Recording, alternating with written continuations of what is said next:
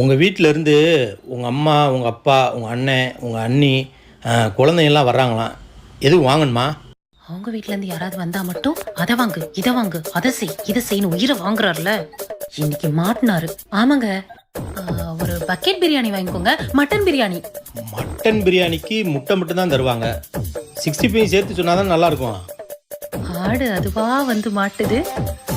ஆமாங்க, 65 சொல்லிருங்க, 2 கிலோ. அப்படியே ஃபிஷ் ஃப்ரையும் சொல்லிருங்க. ஏங்க குழந்தைங்கலாம் பிரியாணி சாப்பிட மாட்டாங்க, அவங்களுக்கு சிக்கன் நூடுல்ஸ் சொல்லிடுறீங்களா? குழந்தைங்கன்னு சொல்கிற, ஐஸ்கிரீம் வேண்டாமா? ஆமாங்க ஐஸ்கிரீமும் சொல்லிருங்க. சரி மச்சான், கேட்டுச்சா? வரும்போது இதெல்லாம் வாங்கிட்டு வந்துருங்க. எந்த மச்சான்? எந்த மச்சானா?